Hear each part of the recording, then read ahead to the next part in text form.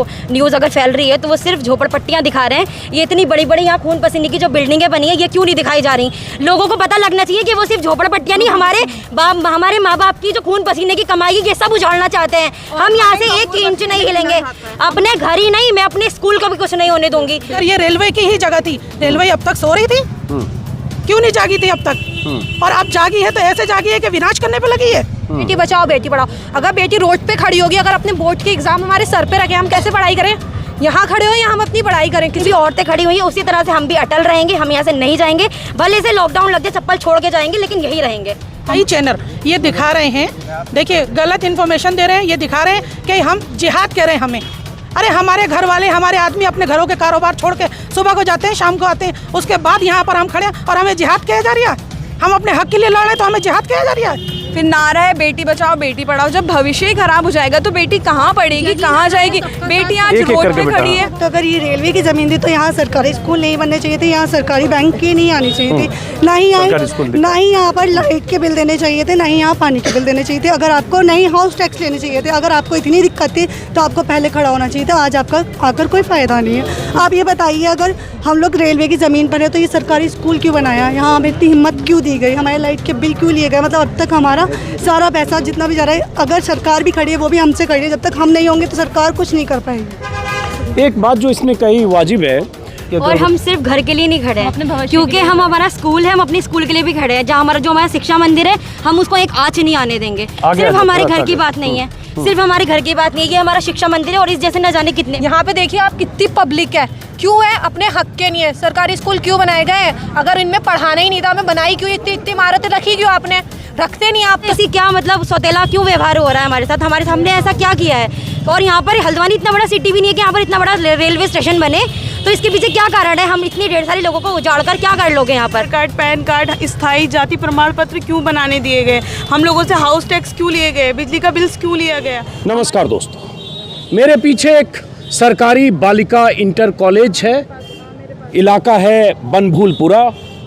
इस तरफ मकानों की कतार है और ये जो मकान है 2 मंजिला 1 मंजिला, कोई 60 साल पुराना, कोई 70 साल पुराना, कोई 75 साल पुराना, कुछ लोग कह रहे कुछ मकान 90-100 साल पुराने भी हैं। और मैं इस वक्त हूँ नैनीताल ज़िले के हल्द्वानी इलाके में, और यहाँ इसलिए आया हूँ क्योंकि हाईकोर्ट का एक फ़ैसला आया है। उस फैसले के मुताबिक ये सारी ज़मीनें, ये पूरा इलाका रेलवे का है और इस इलाके पर मकान बने हैं, अतिक्रमण है। और हाईकोर्ट के फैसले के बाद इस इलाके में सरकारी बुलडोजर चल रहा है। और अगर उस फैसले पर अमल हुआ तो जहां मैं हूं यहाँ न कोई मकान होगा, न पीछे ये सरकारी स्कूल होगा, न इसके पीछे सरकारी अस्पताल है वो होगा, न यहाँ मस्जिद होगी, न मंदिर होगा, और न वो 4365 मकान होंगे। तो कई दिनों से सोशल मीडिया पर यहाँ की तस्वीरें, वो वीडियो वायरल हैं जिसमें यहाँ के बच्चे, बुजुर्ग, महिलाएं लगातार सरकार से गुहार लगा रही हैं कि उनकी बात सुनी जाए। वो बस्ती जो 40, 50, 60 साल पहले बसी, जिस बस्ती को लेकर अचानक कहा गया अतिक्रमण है, उस बस्ती में उनकी फ्री होल्ड ज़मीनें हैं, मकान है, पट्टा है, उनके नाम से नगर निगम का हाउस टैक्स कट रहा है, जलकर है, और ये सब 30-35 सालों से सब कुछ टैक्स दे रहे हैं। उसके बाद अचानक ये फैसला आया तो उस फैसले की बुनियाद पर लोग सवाल उठा रहे हैं। उन्हीं सवालों के साथ प्रदर्शन है, विरोध है, नाराज़गी है, रुआंसे लोग भी हैं और भावुकता में कुछ अपीलें भी। तो मैं यहाँ आया हूँ, जो मेरे आसपास लोग देख रहे हैं सबके हाथ में कुछ कागज़ है। बीते कुछ दिनों से, कुछ सालों से बात आती है कागज़ की, कागज़ दिखाओ। तो यहाँ लोग कागज़ दिखाने आए, सबके हाथ में वो कागज़ है जो उनके मकानों के कागज़ हैं, वो कागज़ हैं जो सरकारी महकमों की तरफ से उन्हें मिले हैं, जिससे पता चलता है ये मकान, ये बस्ती, उसमें वो बाशिंदे कई दशकों से रह रहे हैं और रहने के लिए अधिकृत तौर पर जो सरकारी कागज़ होते हैं, चाहे वोटर ID कार्ड है, चाहे हाउस टैक्स है, चाहे पट्टा है, सब कुछ उनके पास है। लेकिन फिर भी हाईकोर्ट की तरफ से फैसले के बाद अखबारों में विज्ञापन देकर ये बता दिया गया है कि 1 जनवरी से 7 जनवरी तक आपको वक्त दिया जाता है। अगर 7 जनवरी तक आप इलाका खाली नहीं करेंगे तो खाली कराया जाएगा, यही कहा गया। तो मैं हूँ आज 3 जनवरी को यहाँ, 4 दिन वो मियाद बाकी है। तो ज़रा समझेंगे हाईकोर्ट के फैसले की बुनियाद, रेलवे का दावा, और इन सब के बीच इन सब के पास जो कागज़ है वो कागज़ क्या है। और अगर वो कागज़ है तो, और अगर ये मकान के मालिक हैं, अगर ये सरकारी टैक्स दे रहे हैं, तो फिर अचानक ये नौबत क्यों आई? तो सबसे पहले कागज़ से ही बात करते हैं, जैसे कि ये क्या है ज़रा बताइए। सर ये मेरी फ्री होल्ड की रजिस्ट्री है। मैंने 2009 में अपने पेपर को फ्री होल्ड करने के लिए ये जो है सरकार को आवेदन किया था। उस आवेदन का मुझे स्वीकृत होने के बाद 2015 में ये हल्द्वानी तहसीलदार इन्होंने मुझे जेएम के आदेश पर ये रजिस्ट्री कराई है फ्री होल्ड की। फ्री होल्ड की रजिस्ट्री है बाकायदा? जी हाँ, और ये मेरा खतौनी में नाम दर्ज करके सरकार ने दिया है, जिसमें बाकायदा ये सब लिखा है माननीय राज्यपाल के आदेश के अनुसार ये शासनादेश। आपका नाम क्या है? मेरा मोहम्मद इमरान। मोहम्मद इमरान साहब का ये कागज़ है और ये फ्री होल्ड की रजिस्ट्री है ये? जी हाँ। हाँ, रजिस्ट्री है। सर 2009 में सरकार ने एक नजूल नीति बनाई थी कि यहाँ जितने लोगों को पट्टे दिए गए हैं, चूंकि वो 90 साल के पट्टे थे, वो पट्टे रिन्यूअल ना करके सरकार ने एक नजूल नीति बनाई कि उन पट्टों को रिन्यूअल ना करके उनको फ्री होल्ड किया जाएगा। तो बाकायदा हम लोगों को उसमें 60% की छूट भी दी है सरकार ने कि सिलसिलेवार अगर आपके पास रजिस्ट्रियाँ हैं पट्टे से लेकर और आप तक, तो आपको सर्किल रेट में 60% की छूट भी दी जाएगी। आप उसको फ्री होल्ड कराइए, लीज रिन्यूअल नहीं होगी। तो ये फ्री होल्ड हो गया ना? जी हाँ, जी हाँ। तो नजूल भूमि पर निजी स्वामित्व प्रदान किए जाने हेतु फ्री होल्ड के प्रमाण पत्र। नजूल भूमि मतलब सरकारी भूमि होती है जो नजूल नीति के तहत एक समय पे आपको फ्री होल्ड करके दिया गया। सही कह रहा हूं? तो ये एक इनके पास कागज, ऐसे कुछ और कागज देखते हैं, हाथ में लीजिए और फिर आपको समझाते हैं, मैं भी समझता हूँ। हाँ, आपके पास क्या है? जी ये हमारे पास है पट्टा। अच्छा, पट्टा है। ये 1940 में हमें पट्टा दिया गया। 1940 में? हाँ, लीज पर पट्टा दिया गया 90 साल का। हाँ, आपका मकान भी यही आसपास है? ये पीछे है ये मकान है। हाँ, ठीक। उसके क्या बाद नाम है आपका? सैयद सरफराज अली। अच्छा। और उसके बाद फिर सिलसिले वाइज हमारे पास रजिस्ट्री है। हाँ। और उसके बाद ये जो बताया भाई ने कि नजूल नीति आ गई, उसके तहत इनका तो फ्री होल्ड हो गया। हमने अप्लाई करके पैसा जमा कर दिया। अच्छा। बीच में हाई कोर्ट ने रोक लगा दी फ्री होल्ड कराने पर, फिर सुप्रीम कोर्ट से वो छूट मिल गई, तो फिर हमने अप्लाई किया, पैसा हमारा वहाँ जमा है। तो ये टूटने वाले में जो 7 जनवरी तक अगर जो मियाद है उसके बाद जो ज़मीनें मकान जो टूटेगा उसमें आपका? हाँ, हमें भी शामिल। अब आपके पास भी सर? हाँ। एक ये अथॉरिटी ने जो रेलवे को बनाकर नक्शा दिया है जिसके ऊपर रेलवे दावा कर रहा है और बाकी कोई प्रूफ नहीं है रेलवे के पास, उसी अथॉरिटी ने हमें ये बनाकर दिया है। ये देखिए ये देखिए मौके पर प्रश्नगत भूस्थल ग्राम हल्द्वानी खास के बंदोबस्ती नक्शे अनुसार खसरा नंबर 729 मध्य स्थित है। गवर्नमेंट ऑफिशियल का बनाया हुआ है और 729 पर रेलवे दावा ही नहीं करती कि हमारा है। उसके बावजूद हमें नोटिस देगा। उसको समझेंगे अभी। हमें हाई कोर्ट में जाने का मौका ही नहीं मिला। हाई कोर्ट ने हमें 8 महीने पहले लिबर्टी दी कि आप रेलवे में जाके अपना पक्ष रखिए। हम रेलवे में अपना पक्ष रख रहे हैं और वहाँ पर हमारी 2-3 फरवरी लगी हुई है और इसी बीच हम सहित हाई कोर्ट ने फैसला 20 दिसंबर को फैसला हमें भी ले लिया उसमें शामिल।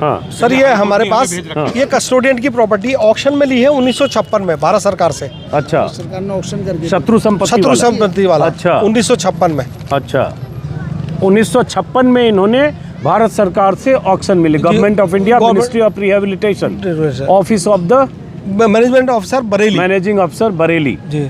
तो ये आपने लिया ऑक्शन में जो यहाँ छोड़ के चले गए बंटवारे के बाद पाकिस्तान, तो जिसको शत्रु संपत्ति कहा जाता है। उसके बाद सर ये प्रॉपर्टी तो ये आपने ऑक्शन में लिया कितने में? उस समय लिया था 1700 रुपये में सर। ये लिया साल बता रहे हो 1956 1/10/1956 में। तो इसकी रजिस्ट्री? हाँ सर, इसकी ये लक्ष्मण दास ने खरीदी थी प्रॉपर्टी। हाँ, लक्ष्मण दास ने ये प्रॉपर्टी हुकुम खान को बेची सर। अच्छा। तो ये बैनामा इसकी ये हमने नकल निकलवाई सब रजिस्ट्रार ऑफिस से। अच्छा। ये लक्ष्मण दास का बैनामा है सर, हुकुम खान के जो पक्ष में किया था। आपने उनसे लिया? उनसे लिया। तो चलिए एक बार मोटे तौर पर समझते हैं। ये देखिए कागज पत्र है जो बैनामा का भी है और ये लक्ष्मण दास का बैनामा भी जो हुकुम खान के पक्ष में किया था और हुकुम खान ने ये हमारे वालिद के पक्ष में किया था। आपका क्या नाम हुआ? रहमत खान नाम है सर। रहमत खान साहब, एक करके। हाँ ठीक है, समझ गया। आपके पास क्या पेपर है? सर उसके बाद नहीं एक चीज ये देखिए 1969 में नगर पालिका होता था तो उन्होंने हमारे नाम ये दाखिल कर म्यूटेशन चढ़ाया सर ये। और 1969 में ये बोर्ड ने हमारा नक्शा भी हमारे मकान का नक्शा पास किया सर। इधर दिखाई कैमरे पे। ये नक्शा पास किया सर ये प्रस्ताव में सर। अधिशासी अधिकारी नगर पालिका हल्द्वानी जी। हाँ, आपके पास क्या पेपर है? मेरे पास सर्टिफिकेट ऑफ सेल है free hold property from ministry of rehabilitation. अच्छा। देख रहे हैं? तो अभी शत्रु संपत्ति वाला आपका भी? जी। अच्छा। ये 1961 में परचेज किया मेरे फादर ने। आपका क्या शुभ नाम हुआ? अतीक शाह। 1961 में, समझ लो इतने साल पहले हो गए, 60 साल से ज्यादा। लेकिन एक बात मैं और बताऊंगा, उससे पहले 1950 से हम इसमें एज ए टेनेंट रह रहे थे, जिसका 10 साल का रेंट एरियर हमने पे करा।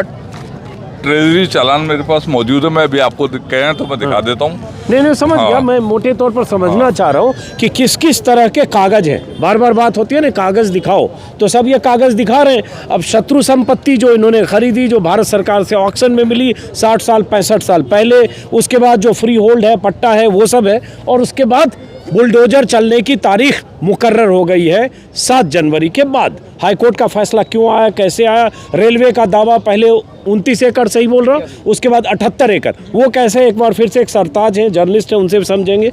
पिछले वीडियो में भी बात की थी और बाकी लोगों से भी। हाँ जी, अब आपके पास क्या पेपर है? जी, ये पेपर है नगर निगम का। नगर निगम का है। 120 साल हो गए यहाँ हमें रहते हुए। 120 साल से रह रहे हैं यहाँ?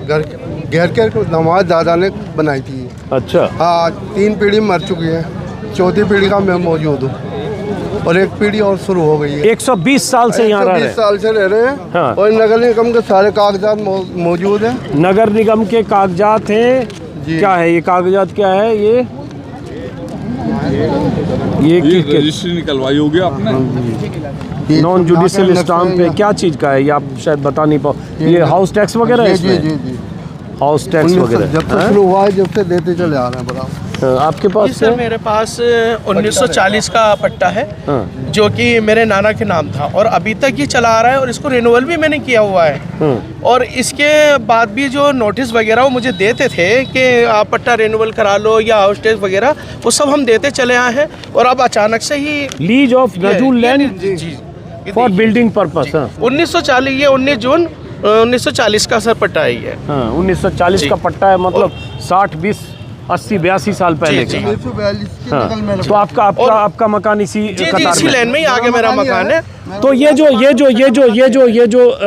खींची गई है लाइन, जहाँ से कहा जा रहा है रेलवे की ज़मीन है, वो इस तरफ है। भाई साहब, आप वीडियो मत बनाना, पीछे वीडियो हम पहले से बना रहे हैं। ये लाइन इधर है और इस तरफ कोई उस तरह की बात नहीं है। हाँ, आपके पास क्या पेपर है?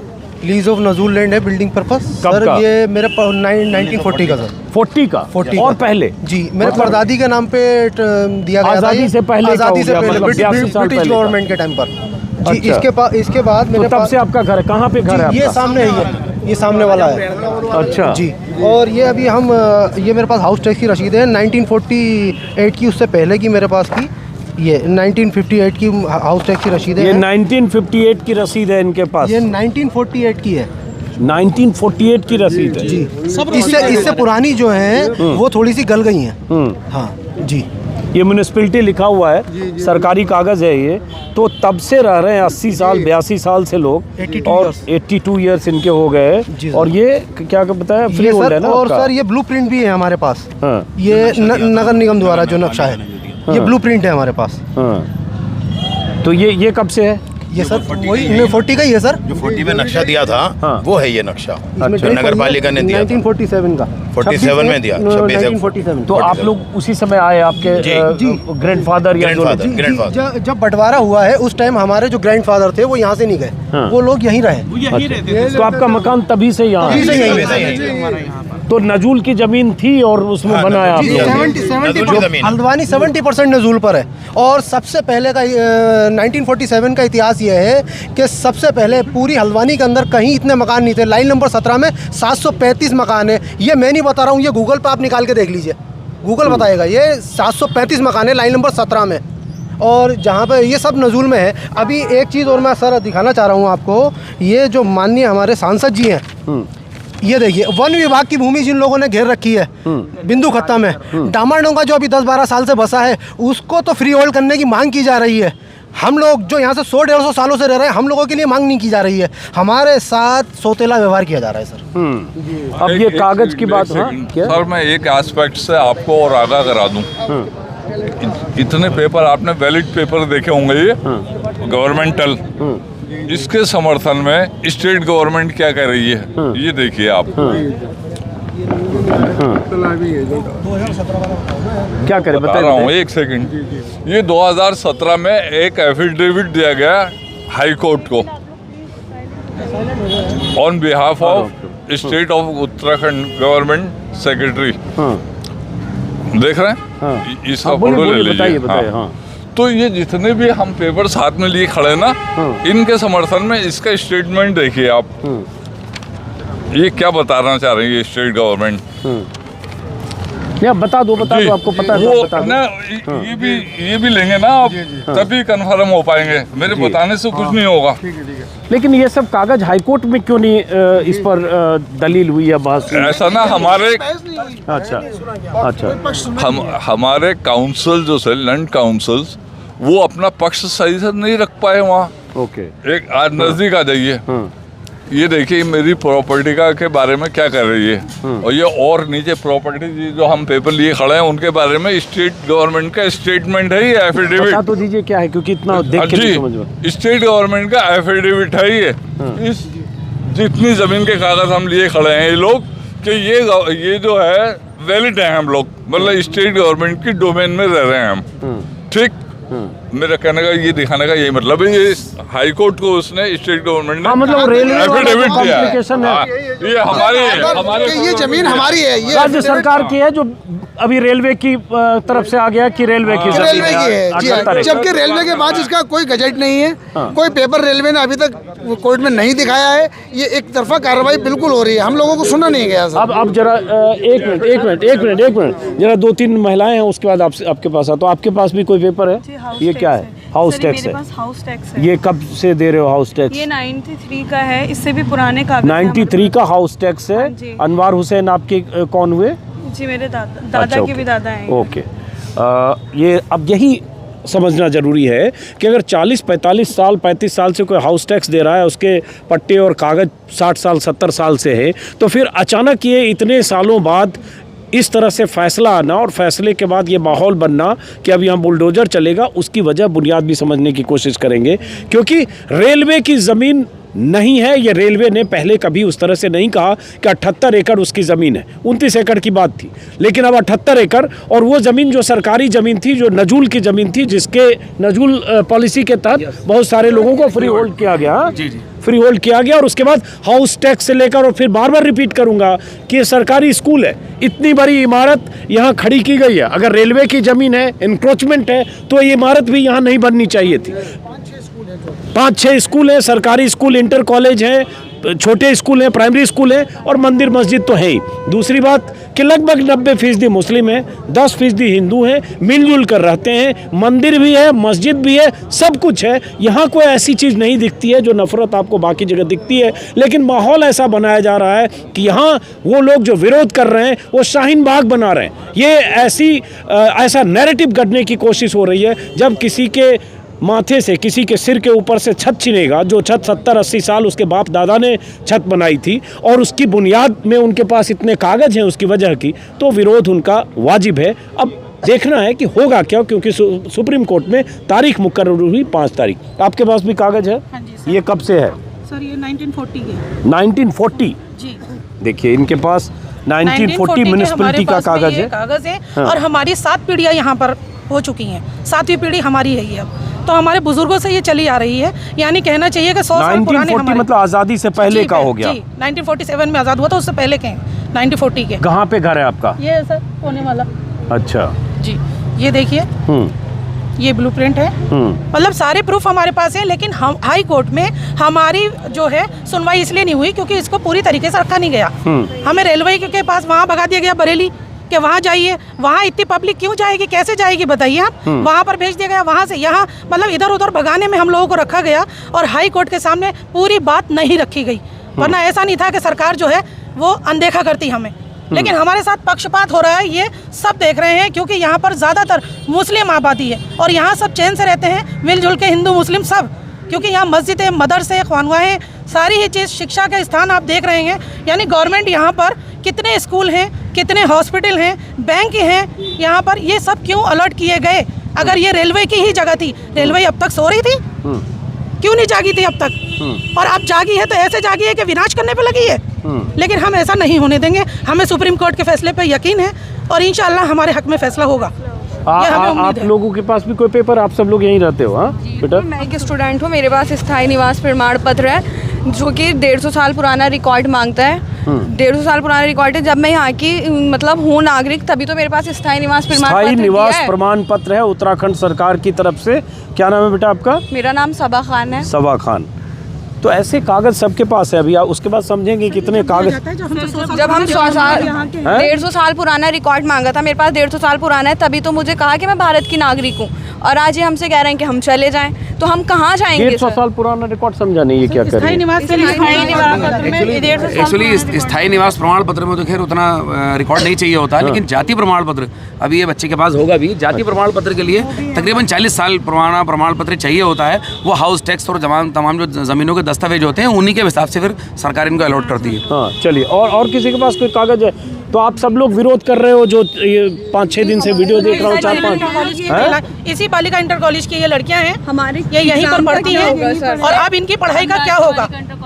जरा आपसे बात करूंगा 2 मिनट। आप बच्चे आप क्या होगा, क्योंकि पढ़ाई का इतना लॉस हो रहा है। आप देख रहे हैं कि पेपर सर पे हैं। मतलब पहले भी देखा गया था कि कोविड के चक्कर में पढ़ाई लागू हुई, फिर एनआरसी के चक्कर में, अब ये देखिए अब रेलवे ने जो मुद्दा उठाया, इस चक्कर में सबसे ज्यादा हमारे यहाँ हमारी शिक्षा का जो है वो हो रहा है, लॉस हो रहा है। आप देख रहे हैं, क्योंकि एग्जाम सर पर है, क्या करें? प्री बोर्ड हमारे बिल्कुल सर पे रखे, हमारा क्या होगा फरवरी में? बच्चों का तो पूरा भविष्य खराब हो जाएगा, पूरा भविष्य खराब है। और फिर नारा लोग यहाँ बेटी बचाओ घर के लिए नहीं खड़े, फिर नारा है बेटी बचाओ बेटी पढ़ाओ। जब भविष्य ही खराब हो जाएगा तो बेटी कहाँ पढ़ेगी, कहाँ जाएगी? बेटी आज रोड पे खड़ी है, बेटी आज रोड पे खड़ी है, तो बेटी कहाँ जाएगी? और हम सिर्फ घर के लिए नहीं खड़े हैं, क्योंकि हम हमारा स्कूल है, हम अपने स्कूल के लिए भी खड़े हैं। जहाँ हमारा शिक्षा मंदिर है, हम उसको एक आँच नहीं आने देंगे। सिर्फ हमारे घर की बात नहीं है, सिर्फ हमारे घर की बात नहीं है, ये हमारा शिक्षा मंदिर है, और इस जैसे न जाने कितने प्राइमरी स्कूल भी हैं। और हम तो इतने एबल हो चुके हैं अभी कि हम अभी बोल रहे हैं, लेकिन जो प्राइमरी स्कूल के बच्चे हैं उनको तो कुछ नहीं पता, उनको तो सिर्फ स्टार्टअप ही है अभी, तो उनका क्या होगा? डम्बुआ डूंगा साइड और ये नैनीताल की जितनी भी क्या कहते हैं, जितनी भी ज़मीन है उन सबको मालिकाना हक दिया है। तो हमसे ऐसी क्या मतलब सौतेला क्यों व्यवहार हो रहा है हमारे साथ? हमने ऐसा क्या किया है? और यहाँ पर हल्द्वानी इतना बड़ा सिटी भी नहीं है कि यहाँ पर इतना बड़ा रेलवे स्टेशन बने, तो इसके पीछे क्या कारण है? हम इतनी ढेर सारे लोगों को उजाड़ कर क्या कर लोगे? यहाँ पर कुछ नहीं कर सकते। आप इसी स्कूल में पढ़ते हो अभी? हाँ जी, मेरा अभी 12th हुआ है यहाँ से, इसी स्कूल से हुआ है। ये क्या नाम है आपका? रिमशा पठान। रिमशा पठान। ये बच्ची इसी स्कूल में पढ़ती है, राजकीय विद्यालय इंटर कॉलेज।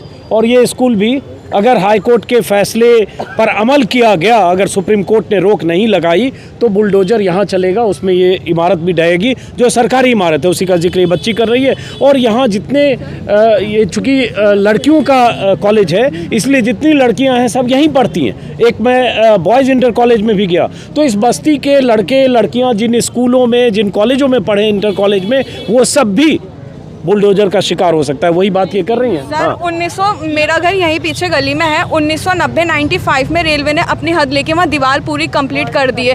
कभी वो 80 कह रहा है, कभी 79 कह रहा है, कभी 29 कह रहा है, कभी 30 कह रहा है। उनको खुद नहीं पता है कि उनका एकड़ कितना है। और 1990-95 में वो अपनी वहाँ पे पूरी कंप्लीट कर चुके हैं। अब इतने टाइम बाद क्यों निकल के आ रहे हैं? अब क्यों जागे हैं वो लोग?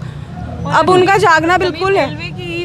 तो हमारे आधार कार्ड, पैन कार्ड, स्थायी जाति प्रमाण पत्र क्यों बनाने दिए गए? हम लोगों से हाउस टैक्स क्यों लिए गए? बिजली का बिल्स क्यों लिया गया? हमारी एजुकेशन, हम लोग यहाँ से एजुकेशन कर रहे थे। हम लोगों के अगर घर ही नहीं रहेंगे तो हम लोग एजुकेशन कैसे करेंगे? हमारे माँ बाप, बच्चे सब लोग कहाँ जाएंगे? हम लोगों की तो एजुकेशन ख़राब हो जाएगी, पूरी लाइफ ख़राब हो जाएगी। हम लोग सरकार से इतना ही चाहते हैं कि हमें हमारा मालिकाना हक दिया जाए और हम लोगों के साथ इंसाफ किया जाए।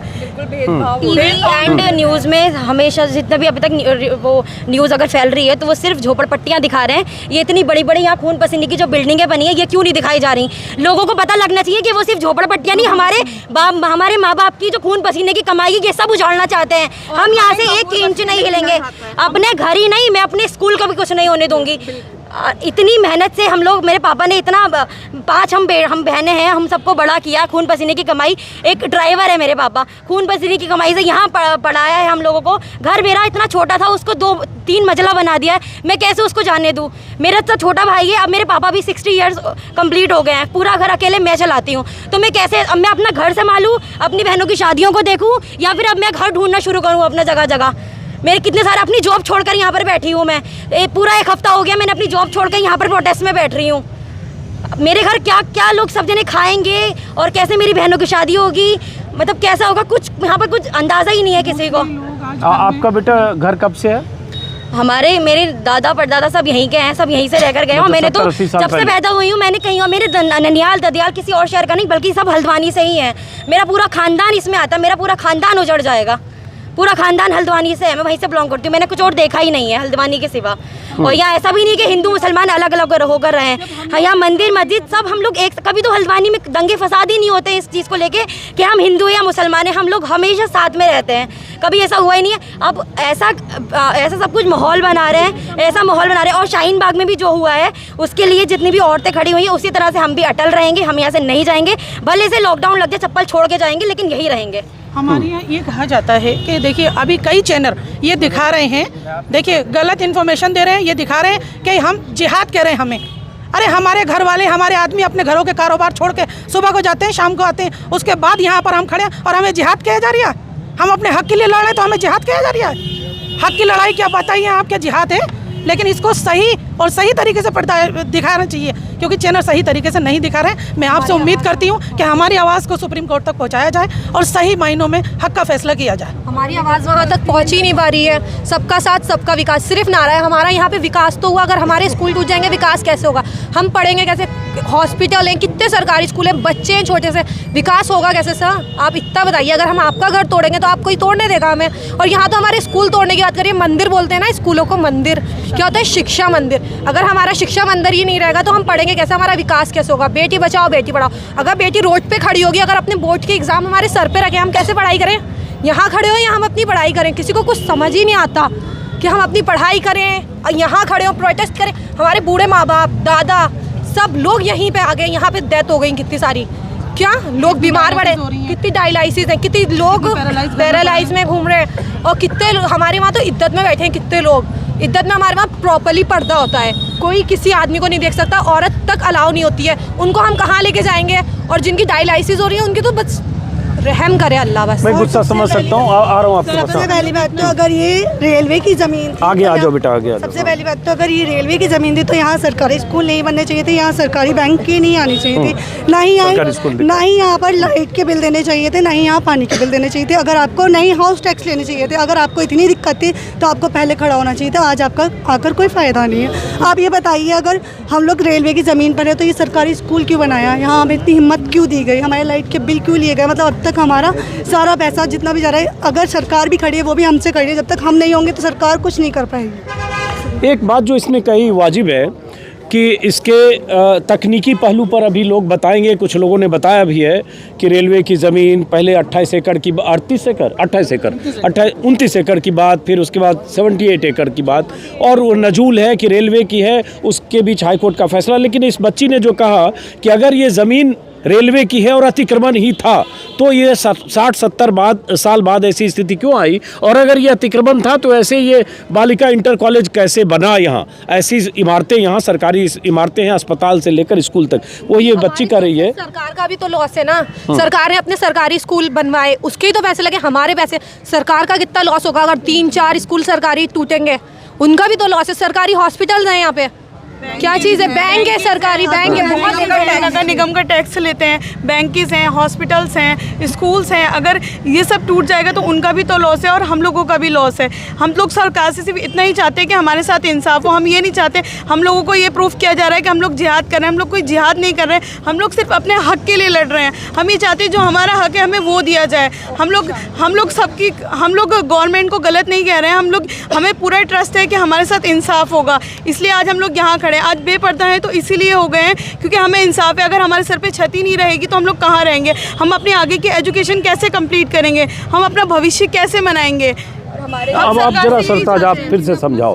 तो ये जर्नलिस्ट हैं, सरताज नाम है इनका, और ये अपना सोशल मीडिया पर यूट्यूब और फेसबुक पेज है, और यहाँ अखबार भी है, और बारीकी से सब चीज़ को समझते हैं। तो आप ज़रा ये बताओ, जैसे अब ये तो लोग मान रहे हैं कि हाँ नजूल की ज़मीन है, सरकारी ज़मीन है, लेकिन उसमें फ्री होल्ड भी है, एक मिनट थोड़ा पीछे रहेगा, फ्री होल्ड भी है, पट्टा भी है, नगर निगम की तरफ से हाउस टैक्स भी है, वाटर टैक्स भी है, सब कुछ है। तो फिर ये पेचीदगी हुई क्यों? ज़रा फिर से मैं बार बार चाहता हूँ लोग समझें पूरी बात। एक्चुअली पेचीदगी का मामला ये है कि यहाँ को लोगों को जो कानूनी मौका होता है वो मिला ही नहीं, और जब मौके मिलने का मामला आया है तो बार बार कोर्ट का ऑर्डर आ जाता है। जैसे सुप्रीम कोर्ट ने स्टे दिया सन 2016 के एक मामले में। इसको अगर आप चाहें तो मैं शुरू से बता सकता हूँ। यहाँ पर गोला नदी है, गोला नदी पर बना हुआ एक पुल है, वो पुल गिर गया था। उसको लेकर के गोलापार एक निवासी हैं रविशंकर जोशी, वो एक जनहित याचिका लेकर जाते हैं कि गोला पुल में करप्शन हुआ है और जो अवैध खनन है और जो तमाम चीज़ें हैं उसको लेकर के वो गिर गया है, लोगों का पैसा ख़राब हो गया। तो हाई कोर्ट ने एक कमीशन वकीलों का भेजा निरीक्षण करने के लिए कि देख के आइए वहाँ क्या हो रहा है। वकीलों ने जाकर रिपोर्ट दी हाई कोर्ट में और जाकर के कहा कि जो पुल है इसके आसपास जो रहने वाले लोग हैं वही खनन करते हैं और वो रेलवे के अतिक्रमणकारी हैं। ये सबसे पहले बात सन 2016 का जो डिसीजन हुआ है ये उसमें आई, सबसे पहले बात। उससे पहले कभी इस तरह की बात नहीं आई। हाई कोर्ट रेलवे को बुलाता है, रेलवे से पूछता है ये ज़मीन आपकी है? हाँ साहब हमारी है।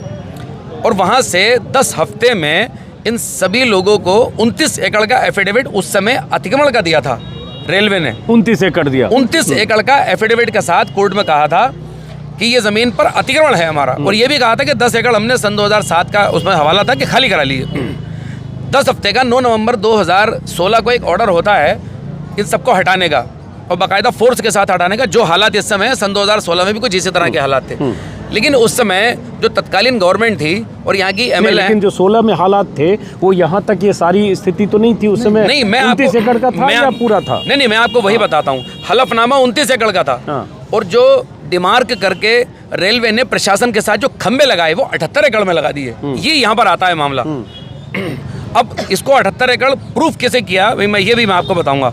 तो यहाँ पर ये कर दिया और करने के बाद जो उत्तराखंड सरकार थी और जो यहाँ के कई जो यहाँ के राजनेता थे, सामाजिक कार्यकर्ता थे, वो इस पूरे मामले को सुप्रीम कोर्ट ले गए। जो भी आप दस्तावेज देख रहे थे, इन्हीं दस्तावेजों को सुप्रीम कोर्ट में रखा गया। तो सुप्रीम कोर्ट ने राज्य की न्यायपालिका को ऑर्डर दिया कि पीड़ित और प्रभावित पक्ष को सुना जाए। वो ऑर्डर लेकर यहाँ आ गए। हाई कोर्ट ने ऑर्डर दिया रेलवे अदालत को और रेलवे अदालत में जो सुनवाई हुई तो वो उस इलाके की सुनवाई हुई कि जिस इलाके पर खंबे लगा दिए गए थे, जिस इलाके पर एक डिमार्क कर दिया गया था कि यहाँ से रेलवे की ज़मीन है। अब उन सारे लोगों को जब नोटिस हुए तो जाहिर सी बात है कि नोटिस का जवाब देने तो लोग रेलवे में जाएंगे ना। मुझे नोटिस आएगा तो मैं उसका जवाब देने जाऊँगा, अगर मैं जवाब देने नहीं जाऊँगा तो कार्रवाई एक तरफा हो जाएगी। सारे ही लोग धीरे धीरे इज्जत नगर जाने लगे। तो 4365 मतलब इज्जत नगर बरेली रेलवे की अदालत में जाने लगे। लोगों ने अपने एडवोकेट करे और जो ये आप दस्तावेज देख रहे हैं इन सबको वहाँ रखा। लेकिन वहाँ पर ना तो जिरह हुई, ना बहस हुई और ना ही तमाम कानूनी पेचीदगियों पर बातचीत हुई। उसके बाद धीरे धीरे उन सभी लोगों को एक्स पार्टी करके रेलवे ने खारिज करना शुरू कर दिया। इनके जो दावे थे वो रद्द हो गए। उसके बाद इंडियन कानून कहता है कि अगर सिविल अदालत में आप हारते हैं तो आप जिला अदालत जाते हैं, जिला अदालत हारते हैं तो हाई कोर्ट जाते हैं, हाई कोर्ट हारते हैं तो सुप्रीम कोर्ट जाते हैं। लेकिन यहाँ पर देखिए क्या हुआ, यहाँ पर लोग हारे और 1175 लोग अभी तक जिला अदालत में खड़े हैं। क्योंकि धीरे धीरे, क्योंकि गरीब लोग हैं, उनको कानून भी उतना नहीं आता, लेकिन जिसके पास जैसी नॉलेज है धीरे धीरे वो जिला अदालत जा रहे हैं। अब जिला अदालत में ये सारे ही दस्तावेज रखे गए और वहाँ पर मामला धीरे धीरे न्यायालय रेलवे को बुला रहा है कि आपकी ज़मीन है तो आप साबित करिए। अब वहाँ जिरह पर मामला चल रहा है। लेकिन इसी बीच DRM इज्जत नगर बरेली रेलवे ने एक लेटर नैनीताल के DM को लिखा कि जो ये हमने मामले सुने थे ये सब एक्सपार्टी हो गए हैं, ये ज़मीन हमें खाली करा के दी जाए। ठीक है। और 78 एकड़ का सवाल 2 बार आया। नंबर सन 2016 में जो खंबे लगा दिए गए वो 78 एकड़ में और रेलवे ने फैसला भी 78 एकड़ का दिया है। रेलवे 2 जगह अपनी अदालत में भी झूठा फैसला करता है रेलवे और हाई कोर्ट में 29 एकड़ कहता है। तो हाई कोर्ट में अगर रेलवे कहता है 29 एकड़ जमीन है तो फिर 78 एकड़ वो देता है रेलवे अदालत अपने फैसला 78 एकड़ का देता है। यहाँ पर ये कंफ्यूजन रेलवे ने क्रिएट किया, किसी और ने नहीं क्रिएट किया। अगर रेलवे ये कहेगा तो अगर सरकार की जमीन है, नजूल की जमीन है, ये उत्तराखंड सरकार की है जिस पर ये स्कूल बना है या हॉस्पिटल या बाकी चीजें बनी है, सरकारी इमारतें, तो सरकार को खड़ा होना चाहिए ना कि रेलवे की जमीन नहीं है, इसमें हमारी जमीन है। एक बात मैं आपको और बता दूं, राज्य सरकार की मंशा यहाँ पर भी साफ नजर नहीं आती कि जहाँ पर 4365 में से आम लोग रेलवे अदालत में अपनी बात रखने के लिए गए, उत्तराखंड सरकार की एक भी, जैसे ये इंटर कॉलेज है, ये लोग नहीं गए वहाँ बात रखने के लिए। जो ट्यूबवेल बना है जल संस्थान, ये लोग अपनी बात रखने के लिए नहीं गए। तो मंशा यहीं से साफ होती है कि आपने जो 50 साल पहले, 60 साल पहले, 100 साल पहले इमारत खड़ी की, उसको बचाने के लिए आप क्यों नहीं जा रहे अदालत के अंदर? यहीं से मंशा साफ होती है। आम लोग हैं वो अपने दस्तावेज दिखाते हैं। आपने ये मान के ये इमारतें बनाई कि सरकारी स्वामित्व की जमीन है, उसके अलावा रेलवे की नहीं है, मतलब सरकार की उसके अलावा सरकार जब कोई भी अपना 1 रुपया भी लगाती है जनता के टैक्स का, तो उसको उसके लिए अनापत्ति प्रमाण पत्र ली जाती है, मोहल्ला सभा होती है, वो सारी चीजें की गई हैं। तो मैं आ रहा था तो जिला अदालत में लोग खड़े हैं, इसी भी डीआरएम इज्जत नगर ने डीएम को लेटर लिखा कि ये सारे मामले एक्सपायरी हो गए हैं और हमें फोर्स दीजिए, हमें इसको सबको हटाना है। उस लेटर की बुनियाद पर एक बार फिर जनहित याचिका लग जाती है हाई कोर्ट में। अब देखिए सुप्रीम कोर्ट के ऑर्डर के ऑर्डर पर चलते हुए लोग जिला अदालत पहुंच गए और इस बीच हाई कोर्ट में फिर सुनवाई शुरू हो गई। हाई कोर्ट में सुनवाई शुरू हुई और हाई कोर्ट ने अभी 20 दिसंबर को ही ऑर्डर दिया है। इसी बीच लोग सुप्रीम कोर्ट फिर चले गए थे कि साहब हमारे मामले जिला अदालत में चल रहे हैं और हाई कोर्ट में सुनवाई शुरू हो गई। जिस दिन सुप्रीम कोर्ट ने ऑर्डर दिया कि इन प्रभावित लोगों की बात जो हमसे आगे कही जा रही है वो हाई कोर्ट में भी सुनी जाए, सेम उसी दिन ऑर्डर रिजर्व हो गया। अब ऑर्डर जब रिजर्व हो गया तो कोई तारीख नहीं पड़ी जो इस बात को रखा जाता। तो ये सारे दस्तावेजों को लोग लेकर आज भी जिला अदालत में खड़े हैं। एक पेचीदगी न्यायालय के अंदर भी आ रही है। लोग धीरे धीरे जिला अदालत में खड़े हैं और उनको तारीखें मिल रही हैं। आज भी तारीखें मिली हैं, कल की तारीख लोगों के पास है, परसों की तारीख लोगों के पास है, आज की भी तारीख लोगों के पास है जिला अदालत में, और हाई कोर्ट से फैसला आ जाता है। अब हाई कोर्ट से फैसला आता है 1 हफ्ते का, बहुत शॉर्ट नोटिस है। सुप्रीम कोर्ट इस बीच बंद थी, फिर भी 21 तारीख को हल्द्वानी से जो 11 इंटरविन जो हाई कोर्ट में खड़े थे हस्तक्षेप याचिका लेकर के, उसमें हल्द्वानी के विधायक सुमित्र देश प्लस और राजनेता हैं, जमीयत उलमा हिंद भी है, अब्दुल मलिक साहब हैं, अब्दुल मतीन सिद्दीकी हैं, क्रांतिकारी लोक अधिकार संगठन है, ये सारे ही लोग सुप्रीम कोर्ट में खड़े हैं लेकर के।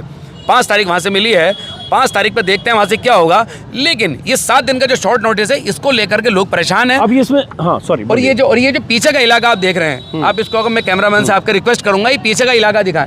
ये जो पीछे का इलाका है ये 100 साल से भी ज़्यादा पुराना है। यही वजह है कि 110 साल के आसपास का जो लाल स्कूल प्राइमरी विद्यालय, राजकीय प्राइमरी विद्यालय जिसको कहा जाता है, मेरे वालिद साहब भी वहाँ से पढ़े हैं। 82 साल की उम्र में 10 दिसंबर सन 2016 को उनकी डेथ हुई है। तो यानी कि आज उनकी उम्र 88 साल की या 86 साल की उनकी उम्र होती है आज। तो 86 साल का एक व्यक्ति वहाँ से पढ़ा है, तो आप अंदाज़ा कर सकते हैं। और उसी स्कूल से पढ़ करके हाई कोर्ट के जजेस भी यहाँ से पढ़े हैं, जो आज जजेस बने, हाई कोर्ट के वकील, सुप्रीम कोर्ट, मतलब तमाम जगहों पर। उसके साथ साथ ये जो इसका एक मतलब जो समझ में आ रहा है कि रेलवे अगर क्लेमेंट है कि हमारी जमीन है और हाई कोर्ट ने मान लिया, रेलवे ने कहा और उसके बाद खाली करने की बात, तो सरकार दरअसल इसमें ऐसा लग रहा है जैसे 2016 में हरीश रावत की तरफ से जैसे स्टैंड लिया गया कि हमारी जमीन है, वैसे सरकार ने स्टैंड नहीं लिया, ये माने नहीं। हरीश रावत गवर्नमेंट क्योंकि हल्द्वानी की विधायक डॉक्टर इंदिरा देश थी और वो अभिभावक भी होता है, एक विधायक या एक सांसद अपने इलाके का अभिभावक भी होता है। अगर कोई कानूनी दिक्कत आती है तो वो अदालत जाता है। वो लोग तो उस समय हाई कोर्ट में पुनर्विचार याचिका भी लेकर गए और सुप्रीम कोर्ट भी गए। लेकिन अभी की जो राज्य सरकार है वो दोहरा रवैया रखती है, ना तो अदालत के अंदर इनके पक्ष रखती है और ना ही मलिन बस्ती का फायदा इनको देना चाहती है। मलिन बस्ती मामले में देहरादून की रिस्पना नदी के आसपास जो मलिन बस्तियां थी उनको प्रोटेक्ट करने के लिए, क्योंकि हाई कोर्ट का एक ऑर्डर देहरादून की बस्तियों पर आया था, उनको प्रोटेक्ट करने के लिए उत्तराखंड की भाजपा सरकार अध्यादेश लेकर आती है और अध्यादेश लेकर के हाई कोर्ट जाती है और कहती है कि आपके ऑर्डर से प्रोटेक्ट कर दिया, वो ऑर्डर लागू नहीं होता। और जब वो 3 साल के अंदर उनका पुनर्वास नहीं कर पाते हैं या उनको नियमित नहीं कर पाते हैं, फिर उनको 3 साल के लिए एक्सटेंड किया जाता है। समझ गया कि सरकार ये चाहती तो अध्यादेश लाके या रेगुलराइज करने का कुछ करती, जैसे बहुत जगह सरकारें करती है, लेकिन यहाँ तो पेचीदगी सरकार वर्सेस रेलवे भी तो है। बिल्कुल कि सरकार की मंशा, सरकार की मंशा यहाँ पर बिल्कुल साफ नहीं है। आगे बढ़ गई कि रेलवे की जमीन हाई कोर्ट ने मान ली और रेलवे ने भी मान ली अब हाई कोर्ट में, तो अब सरकार तो इससे बाहर हो गई। रेलवे वर्सेस आप लोग हैं, नहीं सरकार की हुई ना, नहीं सब कैसे सरकार कहेगी क्या? नहीं, रेलवे के पास कोई गजट भी ना, कोर्ट में गजट दिया गया है ना, रेलवे के पास कोई गजट है इस प्रॉपर्टी का, इस लैंड का सर, ना उसमें कोई माप दे रही है। पूरे 176 पन्नों के फैसले में कहीं कोई उसका जिक्र नहीं है कि कितनी जमीन है, क्या है सरकार की मंशा। और हम 9 लोग सर, अभी जो 4365 लोग थे उनमें 4356 लोगों की बेदखली हो चुकी है। हम 9 लोग आज भी रेलवे में 2 फरवरी मुझे डेट मिली है, वहाँ भी सुनवाई चल रही है। राज्य सरकार की जो मंशा है वो इससे भी देखी जा सकती है कि 20 दिसंबर 2022 को ऑर्डर सुबह तकरीबन 11 बजे जज साहब आके कहे जाते हैं और वो वेबसाइट पर अपलोड होता है 21 तारीख को शाम को 4 बजे। आपको बता दूं 176 बनने का ऑर्डर है, वो अगले दिन 21 तारीख को अपलोड होता है। लेकिन 20 तारीख को जिस समय ऑर्डर पास हो रहा था उसी समय उत्तराखंड की कैबिनेट एक प्रस्ताव पास करती है कि हल्द्वानी के इस रेलवे के मसले में राज्य सरकार का कोई कानून आड़े नहीं आएगा, तो क्या राज्य सरकार की मंशा पर सवाल नहीं उठता? इसका मतलब राज्य सरकार ने मान लिया कि वे रेलवे की जमीन है, रेलवे वर्सेस आप लोग हैं, कोर्ट ने मान लिया कि रेलवे की जमीन है, खाली करो। तो सरकार तो की भूमिका तो इसमें एक तरह से बाहर हो गई सरकार। मैं पूरी जिम्मेदारी से इस बात को कहना चाहता हूं कि हल्द्वानी के बनभूलपुरा के इस मसले को उत्तराखंड में एक प्रयोग की तरह देखा जा रहा है, जो कि बुलडोजर संस्कृति की बात हम लोग तमाम चैनल्स पर करते हैं, तमाम अखबारों में ये डिबेट का हिस्सा रहा है, यहाँ तक कि अब अदालतों के अंदर भी इस बात को, अभी एक लाइव वीडियो आई थी इलाहाबाद के लखनऊ बेंच की लाइव वीडियो आई थी, वहाँ भी जज साहब ने ये कहा था कि अगर आप किसी का कोई जुर्म है तो उसका घर तोड़ देंगे। तो ये जो बुलडोजर संस्कृति है वो तमाम देश से होते हुए अब उत्तराखंड आ पहुंची है और हल्द्वानी का बनभूलपुरा इसका एक प्रयोग का हिस्सा बनाया जा रहा है। चलिए अब आप लोग हाँ बताइए कुछ कर रहे हो। जब हम लोगों से सवाल किया जा रहा है तो सरकार से सवाल क्यों नहीं किया जा रहा है? जब हमें आम जनता से सवाल किया जा रहा है, सरकार से भी तो सवाल होना चाहिए ना, कि जब हम लोगों को, जब यहाँ हम लोगों ने मकान टैक्स दिए, बिजली का बिल दिया है, सब कुछ दिया है, तो फिर हम लोगों के साथ ऐसी नाइंसाफी क्यों की जा रही है? जब हम लोगों में एक है, हम लोग हिंदू मुस्लिम सिख ईसाई सब एक साथ रहते हैं, तो हम लोगों में फ़र्क क्यों किया जा रहा है? हम लोगों में नाइंसाफियाँ क्यों पैदा की जा रही हैं? हम लोगों को क्यों लड़वाने की कोशिश की जा रही है? सर, जब हमारे सर से छत छीनेगी तो हम लोगों को तो बुरा लगेगा। हम लोग आज रोड पे उतरे तो इसलिए उतरे। हम लोगों की दरखास्त है, अगर हमसे सवाल किया जा रहा है तो सरकार से भी सवाल किया जाए कि इतने सालों से उन्होंने कोई ऑब्जेक्शन क्यों नहीं उठाया? अगर ये रेलवे की ज़मीन थी, उनका था, तो उन्होंने इतने अच्छे अच्छे मकान यहाँ क्यों बनने दिए? इतना पैसा हम लोगों ने यहाँ अपना इन्वेस्ट किया। अब हम लोग इस एज में आके हम लोग जॉब करने वाले हैं, हम लोग एजुकेटेड लोग हैं, और हम लोगों के साथ ऐसी नाइंसाफ़ी क्यों की जा रही है? मेरा सरकार से कहना, अगर हमारे साथ हम लोगों से सवाल किया जा रहा है तो सरकार से भी सवाल होना चाहिए, उन लोगों से भी सवाल जवाब होना चाहिए कि हमारे साथ ऐसा क्यों किया जा रहा है, हम लोगों को हमारी जगह क्यों नहीं दी जा रही है। बहुत बुनियादी सवाल इस बच्ची ने कहा कि अगर आज सरकार, उत्तराखंड सरकार ने हाथ खींच लिया कि रेलवे की ज़मीन है और हाईकोर्ट ने फैसला दे दिया, अब बुलडोजर चलने की तारीख तय। इस बच्ची ने का सवाल यही है कि अगर ये रेलवे की ज़मीन थी तो सरकार ने ऐसी इमारतें स्कूल से लेकर अस्पताल कैसे बनाया, जो सरकारी इमारतें हैं? सरकार ने और नगर निगम ने दशकों तक इनसे हाउस टैक्स और वाटर टैक्स क्यों लिया? फ्री होल्ड क्यों किया? फ्री होल्ड है ना, फ्री होल्ड और पट्टा क्यों दिया? उसके बाद शत्रु संपत्ति का ऑक्शन भी है, कुछ पेपर दिखा रहे थे, ये सब क्यों हुआ? फिर तो ये दशकों पहले तय हो जाना चाहिए था सरकार और रेलवे के बीच कि ये ज़मीन रेलवे की है, यहाँ सरकार का कोई भी उस तरह से दखल नहीं होगा, और सरकार न ये सरकारी इमारत बनाएगी, न स्कूल और कॉलेज बनता, न अस्पताल बनता, न नगर निगम ऐसे हाउस टैक्स का रसीद काटता, न किसी भी तरह। फिर लोगों को भी पता होता कि ये रेलवे की ज़मीन है, अतिक्रमण है, हमने किया तो अपने रिस्क पर किया और हमें यहाँ से किसी समय बेदखल किया जा सकता। लेकिन अब दशकों बाद ये बात आई है, बहुत सारी बातें इन लोगों ने बताई, इससे समझने की ज़रूरत है कि आखिर ऐसी स्थिति आई क्यों, और इसके लिए क्या उत्तराखंड सरकार जिम्मेदार नहीं है, वो सिस्टम जिम्मेदार नहीं है जो दशकों तक सब कुछ यहाँ सहभागी रहा? यहाँ हर तरह की सुविधाएं हैं, सैनिटेशन है, सड़क है, बिजली है, पानी है, सिविल लाइन भी यहाँ भी डाली गई। सर, अगर ये रेलवे का था तो यहाँ सिविल लाइंस क्यों डाली गई, क्यों डलवाई गई? हम लोगों से, हमारे वहाँ सिविल लाइन भी डलवाई गई, स्कूल्स हैं, सब कुछ है, हर चीज़ का टैक्स हम लोगों से लिया जा रहा है। अगर हम लोग एक महीने का भी अगर टैक्स नहीं देते तो हमारी बिजलियाँ कट कर दी जाती हैं, पानी बंद किया जाता है। तो सर, ये सवाल सरकार से होना चाहिए कि उन लोगों ने हमसे टैक्स क्यों वसूल किया अभी तक हम लोग किस चीज़ का टैक्स भर रहे थे? अगर ये ज़मीन रेलवे की थी तो हम लोगों से टैक्स क्यों वसूल किया गया है अब तक? हमारा सरकार से ये सवाल है, जब हमसे सवाल हो रहा है तो सरकार से भी ये सवाल होना चाहिए। और ये बच्ची ने जैसे कहा, ये बच्ची इसी स्कूल में पढ़ी है जो पीछे राजकीय बालिका इंटर कॉलेज है, ये सारी बच्चियां इसी स्कूल में पढ़ी हैं, और बार बार मैं कहूँगा ये स्कूल सरकारी है। तो बाहर से लग सकता है कि इंक्रोचमेंट हुआ, अतिक्रमण हुआ, 30 साल 20 साल 40 साल में कर लिया और सब ने 2 मंजिला इमारतें बना ली। लेकिन क्या उत्तराखंड सरकार ने भी रेलवे की ज़मीन पर अतिक्रमण करके स्कूल और हॉस्पिटल खड़े कर दिए और हर तरह के वो सरकारी इंतजामात कर दिए जो किसी भी रेगुलर कॉलोनी में होती है? वजह यह है नजूल की ज़मीन, दशकों से इनका रहना, और नजूल पॉलिसी के तहत जिनको जैसे लाभ मिला वो लाभ दिया गया। हाँ, इसके अंदर मैं एक चीज़ और आपको मेंशन कर दूं, जब भी रेलवे का मसला आया है जनहित याचिका में आया है, उसके अलावा कभी भी रेलवे अपनी बात को कहने के लिए कोर्ट में नहीं गई कि ये ज़मीन हमारी है, क्योंकि इंडियन कानून का एक सीधे एक सिद्धांत है कि जब मैं दावा करता हूँ तो साबित मैं करूँगा। आप यहाँ से करीब में ही रेलवे स्टेशन है, वहाँ जाइए, और रेलवे स्टेशन जिस जगह पर बना हुआ है उनके पास सिर्फ उस जगह का 1894 के हिसाब से अधिग्रहण कानून एक था, तो उनके पास गजट नोटिफिकेशन है। बाकी जितनी भी जगहों पर वो दावा करता है उनके पास कोई गजट नोटिफिकेशन नहीं है। इसको मैं एक बात और आपको मेंशन कर दूं, क्रांतिकारी लोक अधिकार संगठन के लोगों ने सन 2017 में, क्योंकि जब सुप्रीम कोर्ट से स्टे आया था तो चीज़ें थम गई थी, सूचना अधिकार लगता है रेलवे इज्जत नगर। रेलवे इज्जत नगर में सूचना अधिकार लगाया जाता है। 3 सवाल उसके अंदर होते हैं कि इस ज़मीन पर रेलवे का प्रोजेक्ट क्या है, दूसरा सवाल होता है कि आपके पास इसके स्वामित्व के दस्तावेज हैं या नहीं है। 36 महीने की सूचना अधिकार याचिका चलती रही। कोरोना काल में भी वीडियो कॉन्फ्रेंसिंग पर लिया जाता रहा। केंद्रीय सूचना आयोग के आदेश पर रेलवे इज्जत नगर ने जो इनको लिख कर दिया है क्रांतिकारी लोक अधिकार संगठन को, वो ये कहा है कि 4 पृष्ठ भूमि प्लान के अलावा हमारे पास कोई दस्तावेज नहीं है। तो आप इससे अंदाजा लगा सकते हैं कि रेलवे सूचना में भी अपने स्वामित्व के दस्तावेज नहीं देता। ये एक बड़ा सवाल है कि रेलवे के पास स्वामित्व का कोई कागज, जो ये लोग कह रहे हैं स्वामित्व का कोई कागज आप लोग कह रहे हो कि नहीं है? कोई नहीं है। 78 एकड़ का कोई नोटिफिकेशन 29 एकड़ पे कोई विवाद नहीं है। नहीं, ना तो एक बात आपको बता दूं, ये 29 और 78 की बात जो आ रही है, ये रेलवे नहीं अपने एफिडेविट में कहा है। उसकी 1 इंच भी जमीन यहाँ पर नहीं है। 1 इंच भी जमीन, अगर 1 इंच कैसे नहीं 1 इंच होगी? जहाँ से पटरी जा रही है वहाँ तो नहीं, वो जो ट्रैक है उसके पास 32 एकड़ का नोटिफिकेशन है, जिस पर रेलवे स्टेशन बना हुआ है, जिस पर ट्रैक बिछा हुआ है, उसका तो है, उस पर कोई सवाल नहीं है। भाई जो पटरी है उस पर ट्रेन चलने से कभी किसी ने रोका नहीं है। उसके दोनों तरफ भी होता है कुछ नहीं, वो उसके 45 फीट और 70 फीट उसके अंदर इनके खंबे लगे हैं और ये पीछे रेलवे ने अपनी दीवार भी कर रखी है। तो ये 50 फीट होता है, तो ये 50 फीट लाल कुआं से 50 फीट ले रहे हैं और यहाँ से काठगोदाम से 50 फीट ले रहे हैं। यहाँ 800 फीट क्यों चाहिए? सवाल है यहाँ 800 फीट क्यों चाहिए? सवाल यही है कि यहाँ 800 फीट क्यों चाहिए? क्योंकि यहाँ पे मुस्लिम समुदाय के लोग रह रहे हैं, इसी वजह से यहाँ पर 800 फीट चाहिए।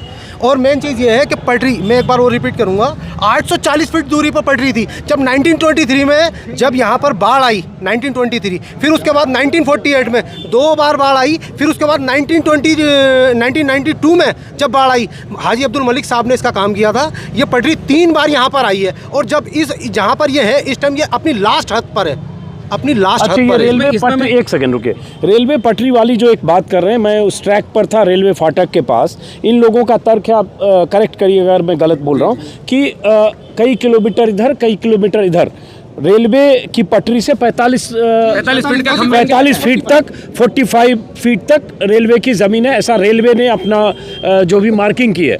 और लेकिन सर उसका एफिडेविट है, 1 मिनट, रेलवे का एफिडेविट भी है, लेकिन जो ये कॉलोनी है यहाँ पर 800 फीट तक रेलवे कर रही है ज़मीन है। मतलब जैसे ऐसे स्ट्रेट आ रहा है, यहाँ ऐसे बढ़ गया, ऐसे बढ़ा और फिर यहाँ स्ट्रेट चला गया। तो पटरी के इस तरफ, मतलब सड़क के इस तरफ ये बस्ती है, वहाँ 800 फीट रेलवे अंदर आ रही है ट्रैक से, रेलवे के दावे के मुताबिक, और सड़क के उस तरफ वो बाकी बस्ती है, वो 45 फीट रेलवे करी। तो ये एक सवाल इनका, और ये समझना मेरे लिए भी ये समझना बहुत मुश्किल है कि एक ट्रैक सीधी आ रही है, वहाँ से 45 फीट ऐसे रेलवे की ज़मीन है, बीच में ये ज़मीन यहाँ 800 फीट तक आ जाती है और फिर ऐसे जाकर फिर 45 फीट पर चली जाती है। वही इसका जिक्र कर रहे हैं। अब इसका जवाब रेलवे दे सकता है।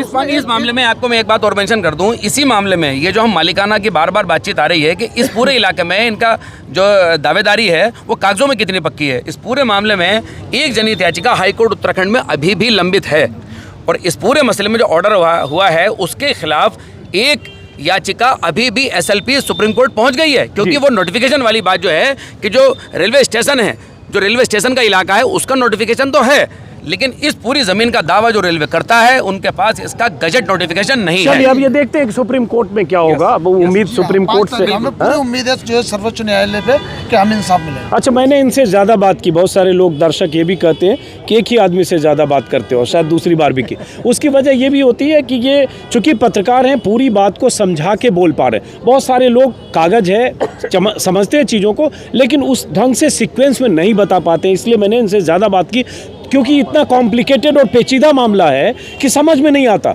चैनल्स कह रहे हैं वहाँ लैंड जिहाद हो रहा है, शाहीन बाग की तरह वहाँ आंदोलन हो रहा है और ये ज़मीन जिहाद है, तरह तरह की खबरें चैनलों पर चलने लगी है। तो मैं इसलिए समझने आया हूँ मुझे भी समझना होगा, और इसलिए मैंने इनसे या ऐसे कुछ लोगों से बात की जिससे आपको भी समझ में आए। एक बात फिर मैं कहूँगा, हाँ ये ज़मीन सरकार के स्वामित्व वाली नजूल की ज़मीन थी, और जैसा ये लोग कह रहे हैं हल्द्वानी का बहुत बड़ा हिस्सा ऐसे ही नजूल इसमें एकड़ का गजट नोटिफिकेशन है। हाजी अब्दुल मलिक साहब जो गए हुए हैं दिल्ली, 31 एकड़ का गजट नोटिफिकेशन है जो उन्होंने कार्य, ये जो रेलवे की दीवार हुई है ये उन्होंने इसमें एक चीज और मैं मेंशन कर दूं, आप कम मेंशन करो, नहीं बस मैं एक चीज और इसमें शामिल कर दूं कि जो ऑर्डर है ये अब पूरे शहर और राज्य पर एक खतरे की तरह मंडरा रहा है। वो ऑर्डर वजह यह है कि जिस हल्द्वानी में 70% जमीन को नजूल बताया गया, तो जिस रजिस्टर में पूरी हल्द्वानी की 70% नजूल जमीन लिखी है, यहाँ की भी लिखी है, अगर ये नजूल नहीं है फिर वो भी नजूल नहीं है, क्योंकि अगला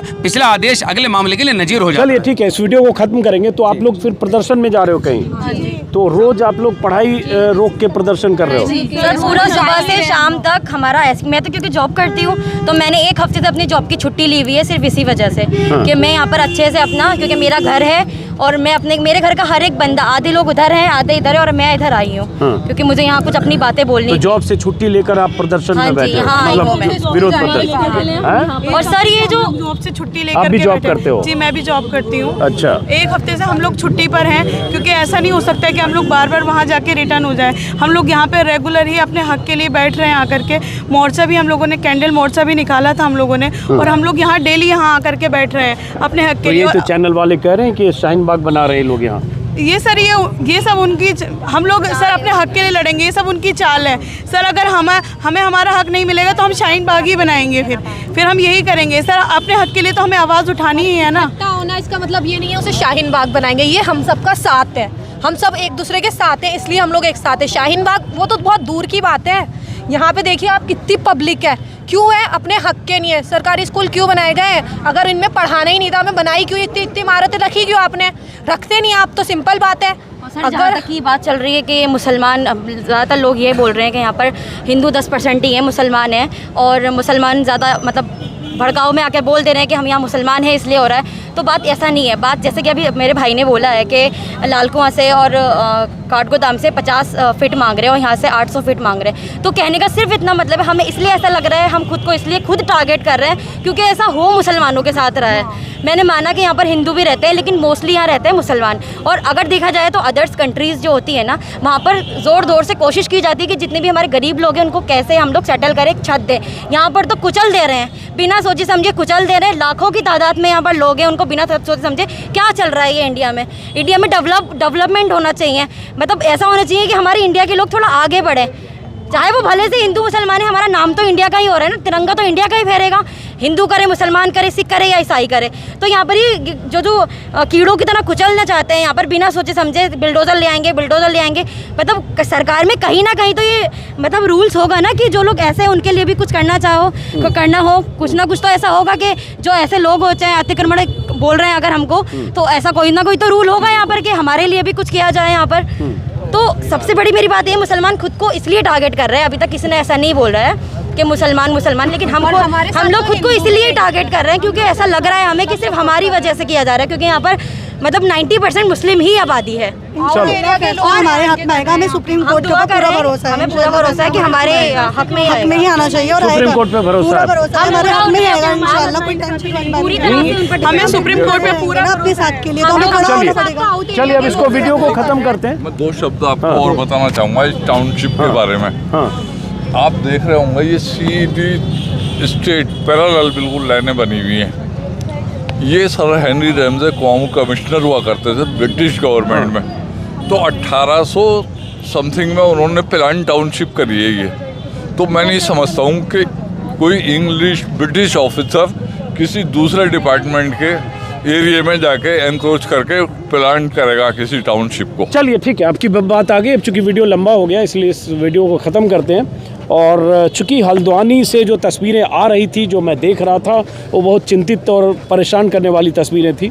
और एक ऐसा तबका, ऐसी बस्ती जहाँ के लोगों को लगता है कि उनके साथ नाइंसाफ़ी हो रही है, और उनकी आवाज़ उठाने की बजाय अगर चैनल्स या मीडिया के लोग कहने लगे हैं कि ये लैंड जिहाद है, ज़मीन जिहाद है या देशद्रोही लोग हैं, तो मुझे लगता है वहाँ जाकर वहाँ की हकीकत भी बतानी चाहिए। मेरा मकसद ये था ताकि आपको समझ में आए। और साथ में ये बहुत सारे लोग कहेंगे कि है तो अतिक्रमण, है तो सरकारी ज़मीन, तो फिर अतिक्रमण की बात करेंगे तो उसकी पॉलिसी, नजूल पॉलिसी और लैंड पट्टा वो सब लोगों ने दिखाया। और वैसे अगर दिल्ली जो देश की राजधानी है, वहाँ अगर देखेंगे बड़े बड़े लोग, बड़ी बड़ी बस्तियाँ, बड़े बड़े मोहल्लों में, बड़े बड़े बंगलों में कहाँ कितना अतिक्रमण करते हैं, जहाँ कभी बुलडोज़र नहीं चलता। लेकिन यहाँ बुलडोज़र अगर चलता है तो वजह आप बेहतर समझ सकते हैं। फिलहाल इस वीडियो को ख़त्म करते हैं। नमस्कार।